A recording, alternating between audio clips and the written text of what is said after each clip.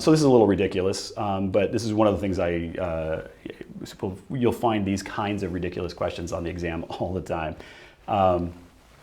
Okay, number 5, looking at the site plan below, or here, where would you plant coniferous trees and where would you plant deciduous trees in a temperate climate? So first thing to say is this is clearly about climate, because that's the only real information that you've been given. It's a temperate climate.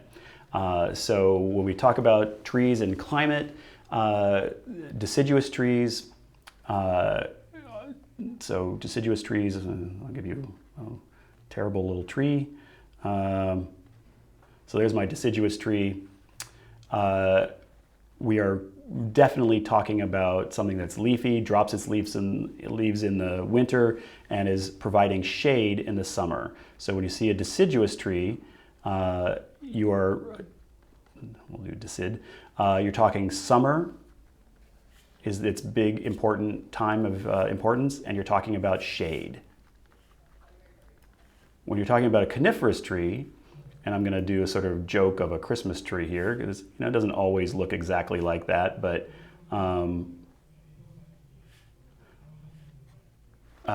you get the idea. We are definitely talking about winter, conif. Yeah, this would be an I in there, sorry. We're talking about winter issues, and we're talking about wind, right? If I'm looking at this deciduous tree and I have a wind blowing at me, that wind is going to go right through that tree. It's not going to be helpful at all from a wind standpoint. The coniferous trees, though, hold their needles all year, and that wind is going to get blocked by that tree. That's a really great use of that type of tree. But a coniferous tree in the summer, if you think about that high summer sun, so I've got this very high summertime sun, I got that line of light coming down, I'm going to get a little tiny bit of shade right there. It's going to essentially give me no real usable shade. Whereas this nice big deciduous tree is going to give me a much bigger shade footprint. The other thing is it's going to give me shade in the summer when I want shade, and then the leaves are all going to go away in the winter when I actually want that solar gain. They have very different uses. Now let's go back to the site itself. You can see there's a small building, there's a parking lot, there's a sidewalk and a street, there's an access from the sidewalk and access from the parking lot, and then this is clearly a front door.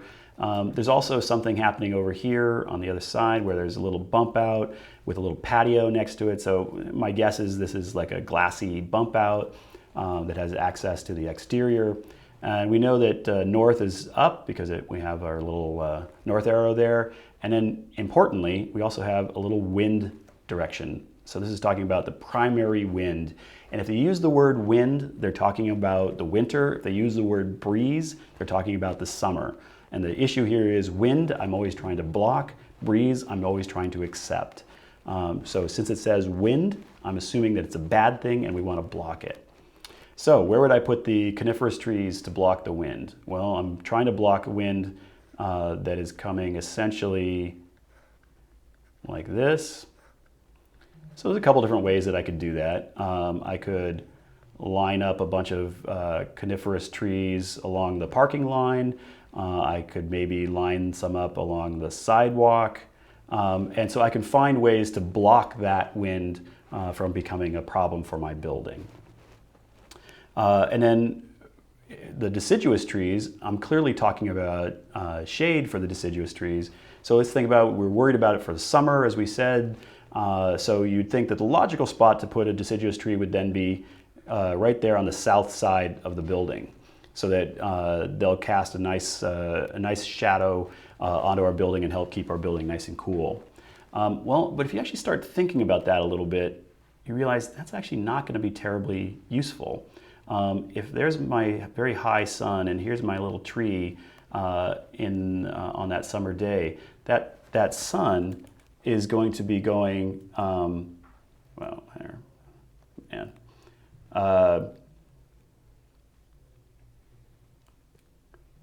seem to have lost my pen. There we go.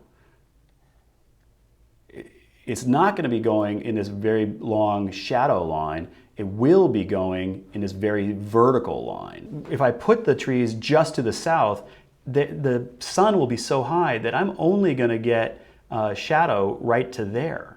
It's not going to help me at all. So where would I put the trees to actually get a useful shade onto this building and onto my patio? You start thinking about it, that high sun in the middle of the day when it's going to be the south side of the building, I'm really not going to be able to use the trees for that. But as that sun comes down in the evening over here on the southwest side, well, that's where I start getting those much longer shadows. So I start getting shadows that will go onto my patio, will go onto my building. So this idea that I can just on this simple little site plan with the question of temperate climate and coniferous and deciduous trees, I can actually come up with ways that I would plant those trees solely from what this question is asking me. So these ones to the south, I'm going to say no, don't do those. You might do them for other reasons, but not for the reasons about the temperate climate. The coniferous trees along the parking or along the sidewalk makes sense because they're blocking the wind. The deciduous trees, kind of making some sort of arc over here on the southwest, allow for those long shadows in that time late in the afternoon as that sun is starting to sink and you get those much longer lines. That's where you're going to get the usefulness of that shadow on that side. I could say the same thing on the southeast side because as the sun is coming up, it's also going to be that long shadow line. But clearly, if you're worried about the heat gain in the building, I'm more worried about in the afternoon to the evening as the day has warmed up all day than I am on the southeast side where I'm really talking about right first thing in the morning as that sun is coming up and you're getting shade from that standpoint. So you could do it on the southeast side, but it seems to me sort of more straightforward. Coniferous trees in the location to block the wind over by the parking and the sidewalk, deciduous trees to provide shade at the southwest corner, sorry. Thank you, Mike. And thanks to all of you who've tuned in. And if you'd like to attend our next a.r.e. live broadcast, visit blackspectacles.com/podcast to register. You'll have a chance to ask questions and share your answers with Mike for live feedback during the broadcast, just like today. And to learn more about our AIA a.r.e. prep curriculum, go to blackspectacles.com. We'll include a link in the show notes. And for those of you who are ready and want to go ahead and get busy preparing for the a.r.e., you can use a coupon, a 15% coupon off the first charge on any AIA a.r.e. prep membership with code 52715webinar. That's 52715webinar. And that'll expire on June 15th. And of course, if you're already an AIA member, you can visit aia.org/ARE prep to get a 30% discount for the entire duration of your AIA a.r.e. prep membership, not just the first charge. And that also expires on June 15th. And finally, please leave a comment below the video to let us know what you think and share any suggestions that you may have. I promise we'll read every word that you write and use them to tune our next episodes. So thanks for watching.